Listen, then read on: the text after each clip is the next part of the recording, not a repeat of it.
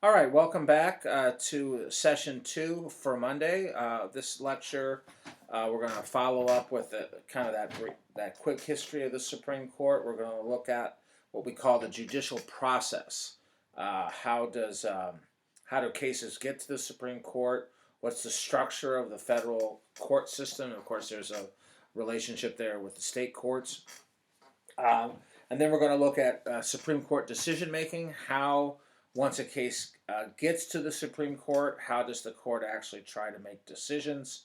And then we'll talk a little bit about some institutional developments over time in terms of the structure itself, the institution of the court itself. To make a long story short, the court has been kind of the poor stepchild of the Congress and the presidency, really up until the 20th century.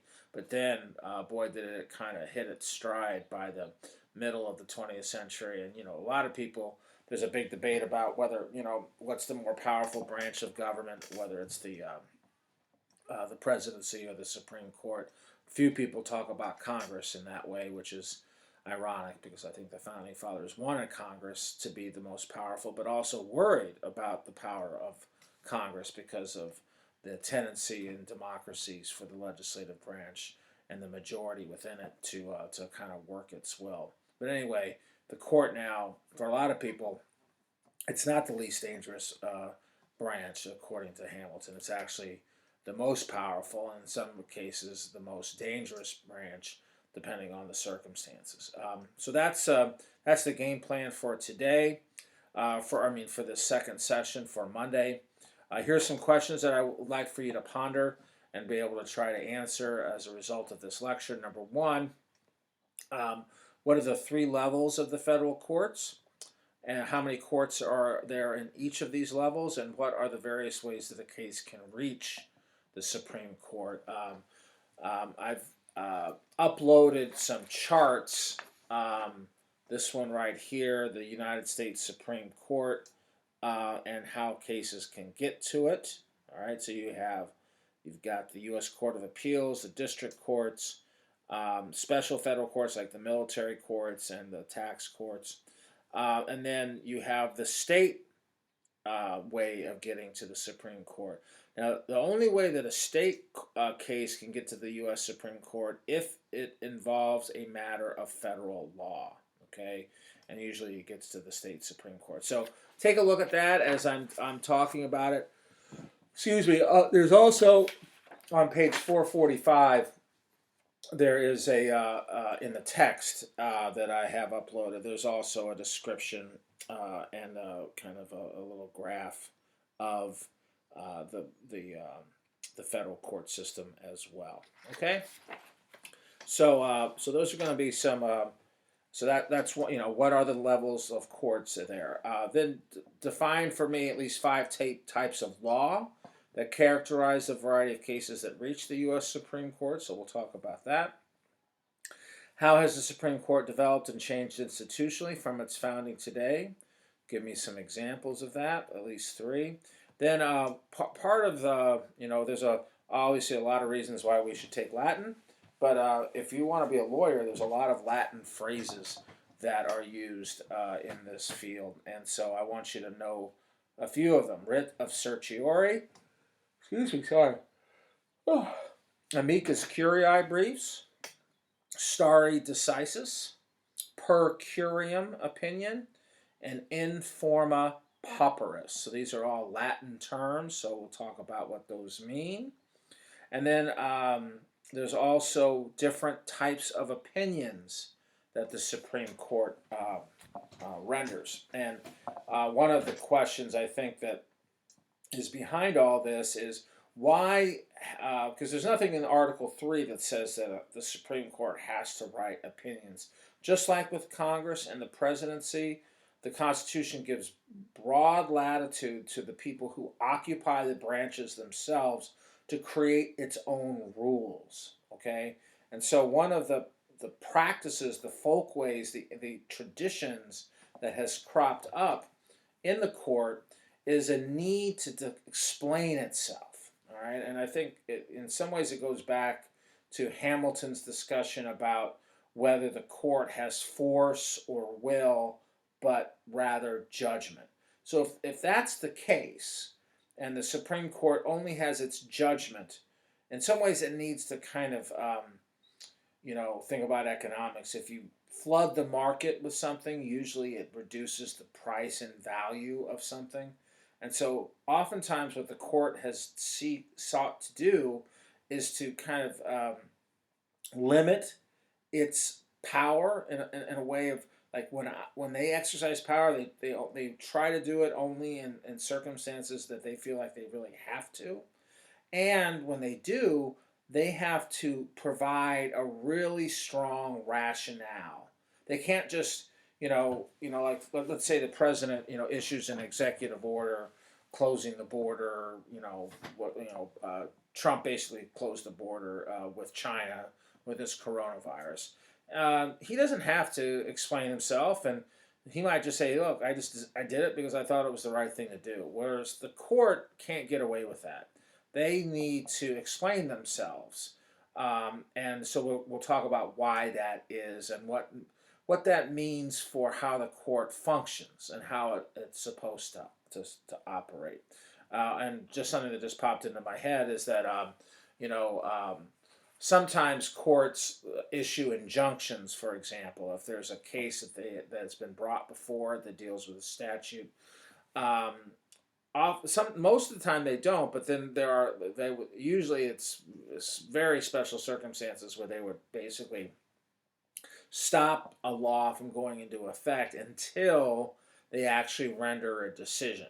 So it's not to say that the law is necessarily unconstitutional, but that they don't want it to go into effect until they've had a chance to rule on it, if a case has been brought forward to it. And that's another thing. Again, it's just popping into my head. Always remember that the court can't just make independent rulings on matters of law unless they have had a case brought before it. And what that means is, and that's the issue of standing.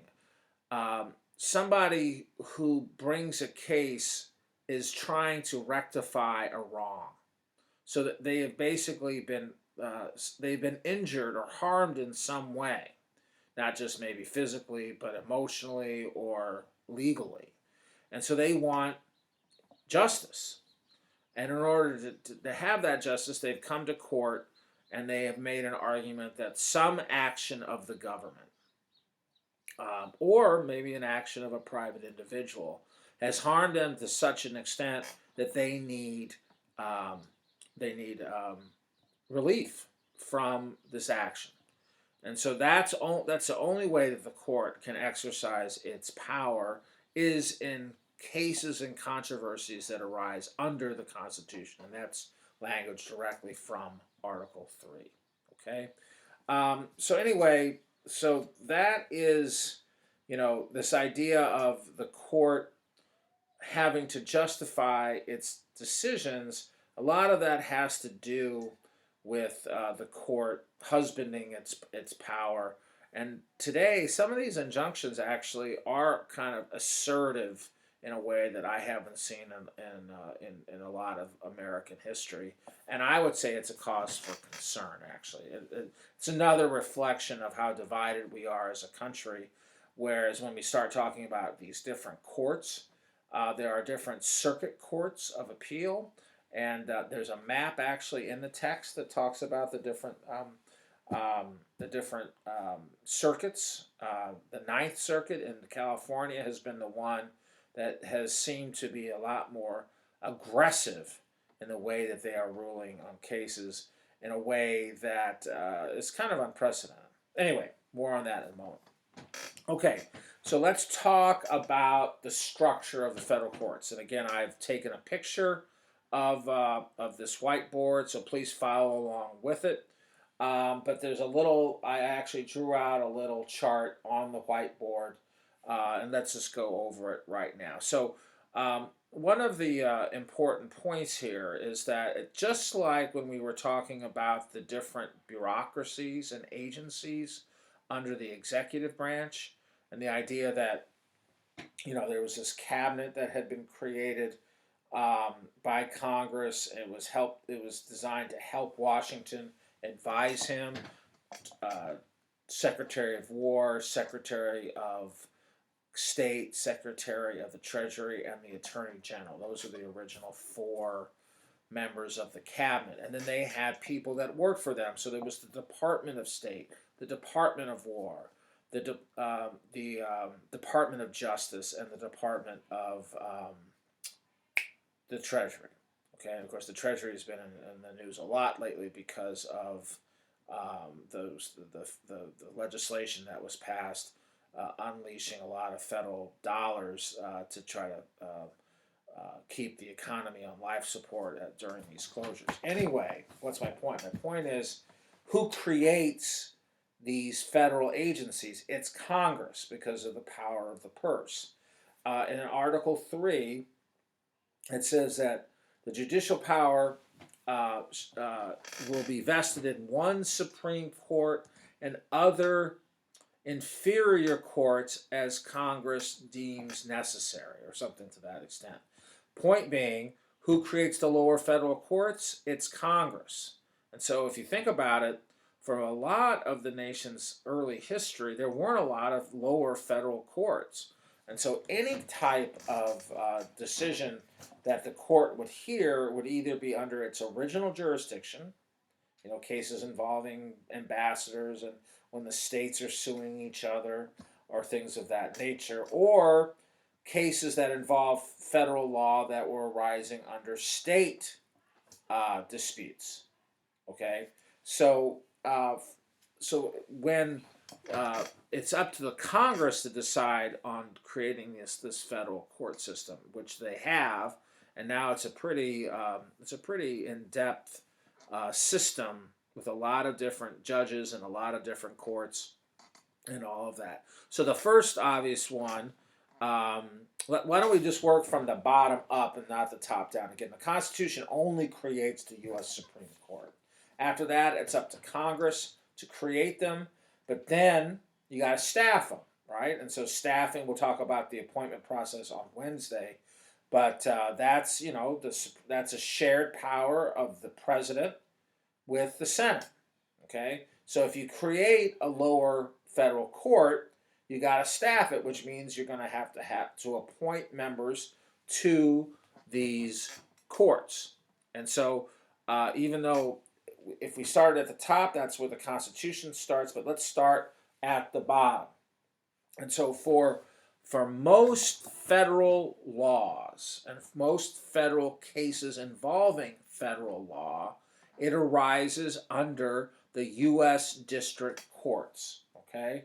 And so there are 94 U.S. District Courts spread across the length and breadth of the United States. And so you have several of them. Usually they're in big cities, okay? I'm trying to think in Pennsylvania, where I am right now, you've got a federal court in Philadelphia. You've got one in Harrisburg. You've got one in Pittsburgh. I think you might have one in Scranton, so on and so forth, okay? And so if there's 50 states, depending on the size and population of the state, there might be 2 or 3, maybe 4 district courts, okay? And so remember, and here's some different type of law, right? And so there is a trial law, and then there is appellate law. So those are two distinctions there, right? So what is trial law? That is finders of fact. And the district courts, the U.S. district courts, are the finders of fact. They are the trial courts of the federal system. So there's 94 of them. So I think it was 2018, 350,000 cases arose in these U.S. district courts. Okay, 350,000. So just keep that number in mind. Okay. Now, most of them, that's where they start and that's where they stop. A decision is made, guilt, innocence, right? And again, here's another type of law. There is civil law and there's criminal law. So a civil law, sometimes there is a federal law dealing with, I don't know, civil procedure or a tort or something like that, where maybe two individuals are suing each other, and it's like some kind of damage on federal property or something like that. And so maybe you're not suing the government, but you're suing an individual, but it happened to occur on a federal installation. Okay, something like that. Think about like if it was a military, and of course there's military tribunals as well. There's also the courts with Bureau of Indian Affairs. There's lots of these little kind of specialized. There's also claims court and tax court. These are specialized district courts. These are trial courts that deals particularly with claims, which is civil law, and also tax matters. Okay, so 94,000 of them. Most of them, 94 courts, 350,000 cases. Most of them in a year, that's where it's decided. You're either guilty or innocent. If it's a criminal case, or you're either responsible for the act or you're not. Now, at that point, you have a decision to make. You can appeal the case, but remember, this is another. What's the difference between trial and appellate? Is that the appellate court deals with the law. Has the law been applied correctly or not in the trial court? If you think that you have a appeal, then you will appeal that to the particular circuit court of appeals that is for your region. So there are 13 of those, okay, spread across the land. And in fact, let me see, where did I put that? I'd like to. Oh yeah, here we go. I'm gonna try to find this real quick. I was thinking that I didn't need it, but probably, yeah, here we go. So this map shows you the map of the different circuit courts of appeals. So if you look at Michigan, Michigan is 6th. It's the 6th circuit. Okay, the 7th circuit has Indiana, Illinois, Wisconsin. The 6th has Tennessee, Kentucky, Ohio, and Michigan. Okay, so that's the 6th circuit. So if you had a district court, let's say in Lansing, I'm going to guess that there's one in Lansing, and probably one in Detroit. But so let's say you've got a case in Lansing and you want to appeal it, then you would appeal that, and I'm going to guess that that circuit court of appeals is either in Detroit or it's in Columbus. I don't know which one is which. Let's say it's in Detroit. So then it goes to Detroit. About 50,000 cases went to the circuit courts of appeal in 2018. So these are appeals on matters of law. Okay? At which point, now there's a special, the 13th Circuit Court of Appeal is actually one just for the District of Columbia, and it deals with appeals coming out of administrative, that's another type of law, administrative law coming out of the different bureaucracies in Washington, D.C. Think about, Department of Labor, Department of Transportation, Department of Agriculture. There's a lot of administrative law cases that come out of there, and oftentimes they get appealed directly into this U.S. Circuit Court of Appeals for it's the 13th Circuit. Okay.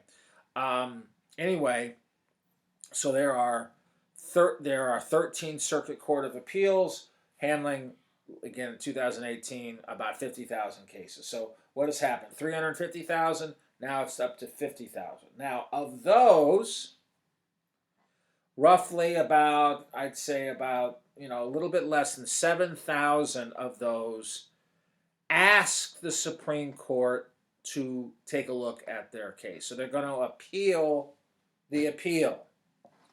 And you know, sometimes it depends upon who the plaintiff is and who the defendant is, right? It depends. And let's say you lost at the district court, and then you won at the circuit court.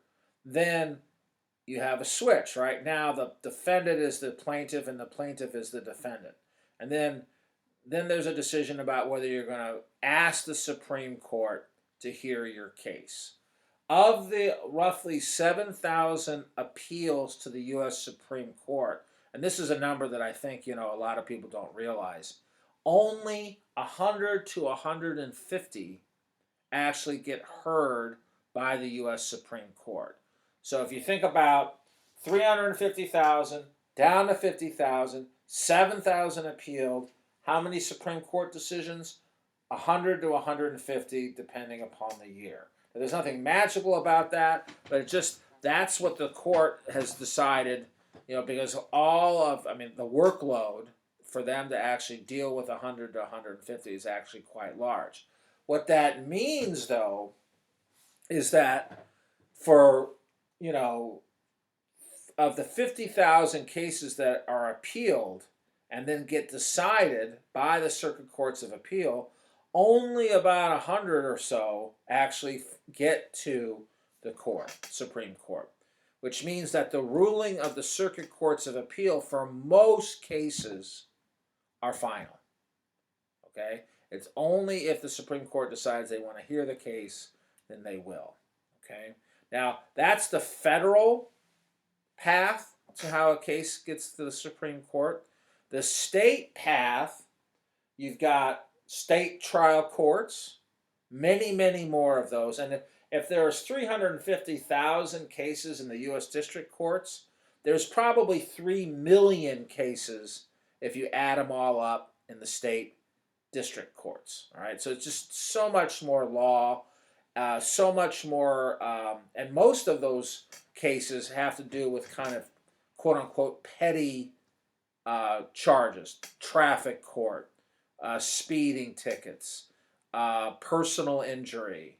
Let's see what else. Property damage, stuff like that. Now, of course, you do have misdemeanors and felonies. Those are typically in criminal cases, right? And another distinction, two different types of law should be considered at this point. If most of the cases that are being heard by the Supreme Court are under its appellate jurisdiction, okay, then some of them have to do with constitutional law, meaning what is the meaning of a particular provision of the Constitution and how does it relate to a particular statute, right? So comparing a statute to the Constitution and determining whether the statute is constitutional or not, or if an order of an executive is constitutional or not, or a ruling of an agency or an independent regulatory commission, all of those things. Remember all those huge numbers of federal agencies that we talked about under the presidency, right? Those are all fair game to be sued as well. But constitutional law deals with whether an act of government is consistent with the Constitution.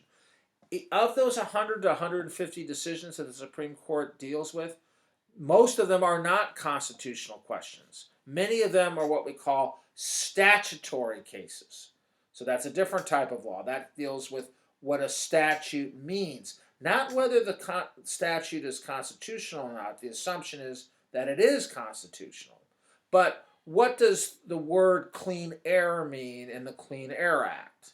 You know, what does it mean to remedy a brownfield which has, you know, been poisoned by, I don't know, a gasoline station? There was a spill and toxic chemicals got into the ground, right? So there's going to be some questions about what certain words mean in what does healthy mean in the Health Care Act, you know, things of that nature.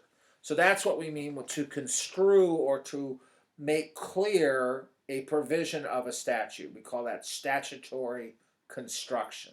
That's a different type of law than constitutional law versus statutory law. Make sense? Okay. Now, That's all the court's appellate jurisdiction. So the state courts, there's 50 of them. Some of them have intermediate appellate courts in between them and the state trial courts, and about 20, on average, about 20 cases of the 100 to 150 that the U.S. Supreme Court hears come from the state courts raising a matter of federal law. All right, so most of them are federal, or are being driven by cases in the federal court system. Now, that's appellate jurisdiction. Over here, along the side, you've got original jurisdiction. That's the cases dealing with, again, ambassadors and ministers and states. 10 to 20 of those come under the original jurisdiction. So most of the court's docket, and what we mean by that is its caseload, comes under its appellate jurisdiction from the circuit courts of appeal in the federal court system.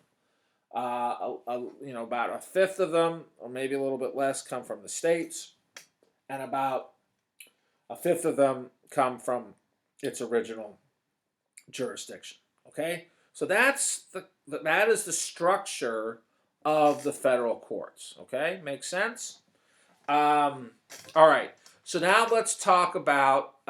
Let's do this kind of a little bit out of order. Topic 4 was the development of the Supreme Court. Just a couple of issues there. First thing first, the size of the court is not prescribed by the Constitution.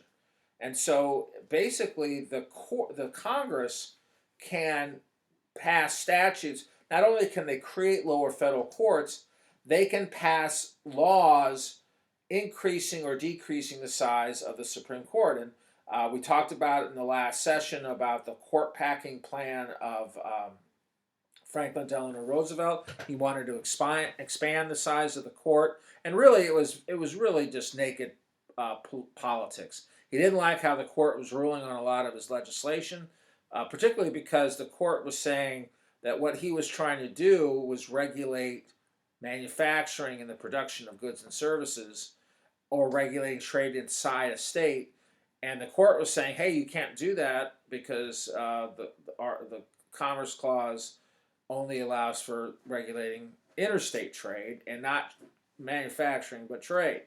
Well, anyway, you get the switch in time that saves 9, and so you didn't get an expansion of the court. One other thing about court packing, this idea that a president would want to put justices on the court that share his judicial philosophy. Every president wants to pack the court that way. The reason why FDR is pointed out and singled out is because he not only wanted to pack the court with his own ideological friends, he wanted to make more slots on the court so he can put his ideological friends on the court to overturn what the other people that he didn't like was saying. Okay, now there are people are talking about trying to expand the court now, particularly because there are certain precedents. Here's another Latin term: stare decisis, let the decision stand. That means that you should follow precedent most of the time, okay? And so they're worried that the precedent of Roe might be overturned. Now, again, a little bit of, it's not off topic, but just a point of emphasis.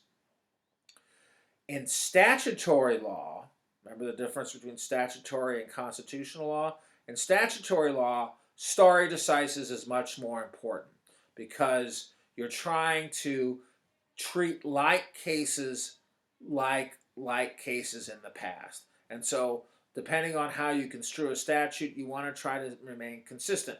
Here's another type of law: common law. Common law judging is usually done in civil matters where the judge is making the law and not the legislature. Okay? And so precedent is also very important in common law judging. But in constitutional matters, if you feel like the court before you got it wrong, you shouldn't be bound by precedent because you're saying that they got it wrong. An example of that was with Plessy versus Ferguson, saying that separate was equal in the case of railroad cars, blacks and whites separated. It also was then applied to schools. But then in 1954, 56 years later, the Supreme Court says no. I read the Equal Protection Clause differently. And so separate is not equal when it comes to, especially if the schools are actually not equal either. So one of the problems with the case Brown versus Board, it was dealing with the Topeka, Kansas school district, was that the separate schools for blacks and whites were actually not equal. Most of the schools were not well funded for African Americans and all of that. But the court went beyond just saying, well, it's not equal. They're just saying the whole notion of having separate schools is fundamentally a violation of the Equal Protection Clause of the 14th Amendment. What's my point? My point is not the particular details of that case, but the question about how to interpret the Equal Protection Clause of the 14th Amendment shouldn't necessarily be bound by a court who got it wrong. Okay? So, but that's a big question. So stare decisis, let the decision stand. This idea of having precedent be fulfilled.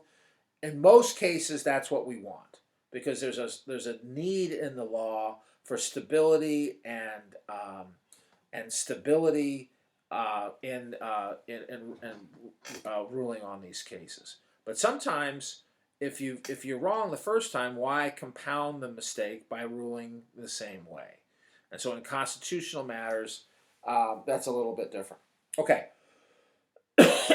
A couple other things about the courts. So the size has not, it's varied. At the beginning of the court, I think there were 6 members of the court in Marshall's day. It went up, I think it actually got up to 10 or 11 after the Civil War. And then I think by the early 20th century, well, late 19th, early 20th century, certainly by the turn of the century, 1900 on, it's been 9 and it's stayed 9 forever. But there's nothing magical about 9. Usually it's been odd, although 6 was even. Usually you want odd so that if you can have someone break a tie. More on that in a moment. For a long time, really for most of the 19th century, the Supreme Court did not have its own building. It actually met in a room in the Capitol. In fact, when the Capitol expanded after the Civil during and after the Civil War, when the House and the Senate got their new chambers, the old Senate chamber ended up becoming the place where the U.S. Supreme Court ended up meeting. Okay, and so interestingly enough, really during that most of the 19th century, the Supreme Court might issue 10, 20 decisions in a year, if that many. And when they ruled, they usually ruled unanimously. So this idea that you would have all these splits and divisions on the court, it really just it was thought of as being kind of inappropriate for the court to be divided. And if you couldn't be united on a case, that you ought not to actually render a decision. And so that also points out that most judicial disputes were being reconciled at the state level, not the federal level. And so it's really not until after the Civil War, and then by the turn of the century, the Supreme Court gets its beautiful new building across the street from the Capitol, equal justice under law. They get bigger offices. They get more people to work for them. Now, again, where do they get their budget? What's the lawmaking branch? The power of the purse? That's Congress. So the expansion of the judiciary in the 20th century has a lot to do with the Congress giving them more staff. We call them law clerks. Think about the Supreme Court kind of like 9 separate law firms with their own staff and their own ways of doing things. That's really a way of thinking about it. And those law firms come together in certain periods of time during their sessions. So there's a spring session, spring term, and a fall term. And usually they kind of divvy up their caseload accordingly. Okay? So Congress has also granted the court a lot of flexibility and being able to choose for themselves what cases they will hear. In the 19th century, a lot of the cases were the court didn't have a choice in whether to hear the case. Now, almost all of their cases, it's up to them whether they hear it or not. So it's up to their discretion. And that has allowed the court to pick and choose cases that they want to hear because they want to actually change the law. All right? And so that in some ways the Congress has given them the authority to do that, and the court has obliged. And you might think, well, maybe why has Congress done that? Maybe they like the Supreme Court making decisions, especially on controversial issues, so they don't have to. Okay, so that's kind of how the court has changed. It used to be they actually had to ride circuit back in the 19th century. They had to get on a horse and ride from place to place and actually hear cases individually in their different circuits. That, of course, has changed over time. And so as the court has become more institutionalized, it has actually been more aggressive in the way it's issued opinions and the number of cases that they've actually heard. Okay? All right. So let's talk a little bit about the process by which the court decides to hear a case. So you have appealed your case from, let's say, the Sixth Circuit in Michigan. You didn't like the way it went, and you were appealing to the Supreme Court. The first thing the court's got to do is decide to hear your case. And remember, of the 7,000 appeals that they're asked, they only accept about 100 of them. So that odds are not good that you're going to get the case. And so what the court has decided is that they have this thing called the rule of 4. If 4 justices of the 9 want to hear the case, then they will hear it. Okay? Now that doesn't mean they're deciding the merits of the case. All they're deciding is to hear the case. Make sense? And then if they do that, they issue a writ of certiorari, another Latin term meaning they want to affirm or clarify the decision. That's what that means in Latin. So a writ of certiorari has been issued, at which time they schedule something called oral arguments, so that each side will be given usually an hour on a piece to make their case, and they will submit briefs, which are written legal arguments, to the court. At the same time, other interested parties, let's say it's a abortion question, that one of the hot button cases that was just heard in the last term of the court had to do with a Louisiana state statute limiting the access, basically requiring, I think it's requiring abortion clinics to have the same admitting procedures as hospitals, which would mean that they would have to have more staff and all of that, which actually would limit the number of abortions that could be done. And so they heard that case a couple of months ago, I think maybe a month ago. And so there were a lot of amicus curiae briefs, friend of the court. A brief is a legal argument, and so pro-life groups would submit an amicus curiae brief, and pro-choice groups would do the same thing. Okay, so then at that point they hear the oral arguments, and then they schedule something called a conference.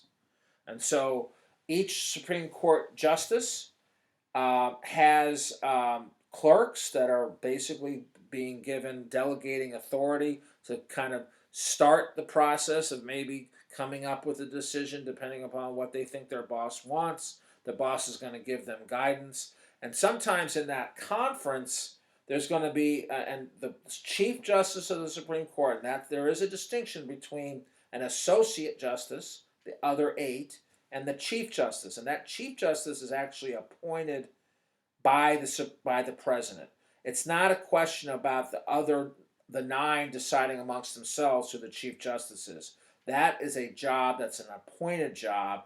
And so when that Chief Justice vacancy occurs, then it's filled by another Chief Justice appointment.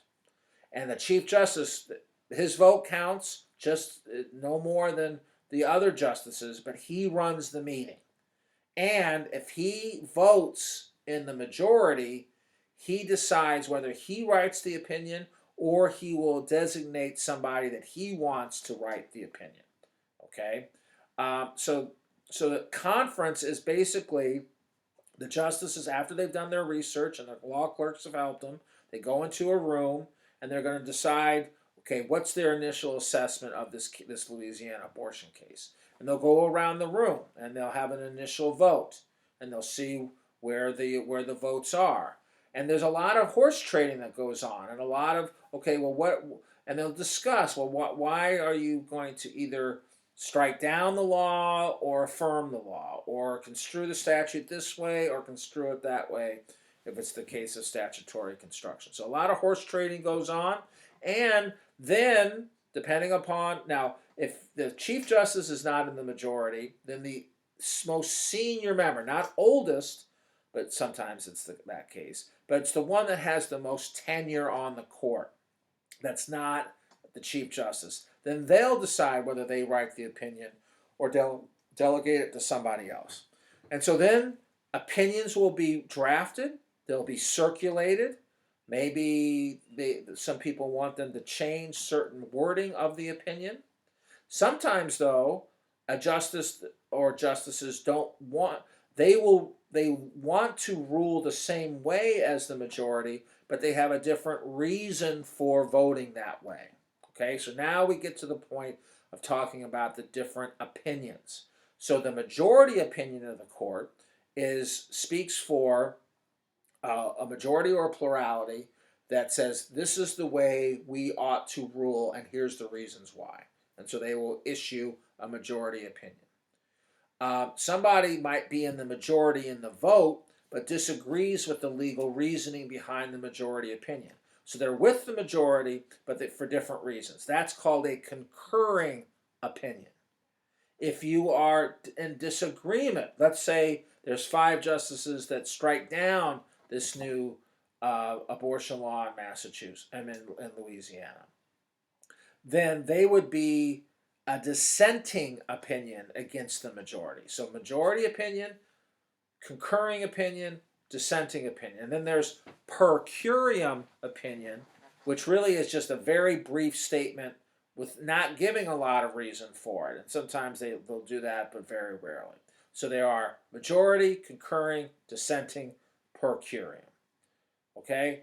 Last Latin word is in forma pauperis. That means that when the case is being considered, sometimes people who are poor can issue requests for the court to hear their case, and sometimes they can bypass some of these different procedures. Okay? And so that really, let's see if there's anything else here. Yeah, I think that's it. So then once the opinion is drafted and circulated, edited, then there'll be an opinion day where they'll actually go out and read the opinion. And depending upon how important it is, they'll read it on the steps, and there'll be people listening, and it'll be quite controversial. And so there are these things called opinion days. And then the question is, will the court's decision be enforced?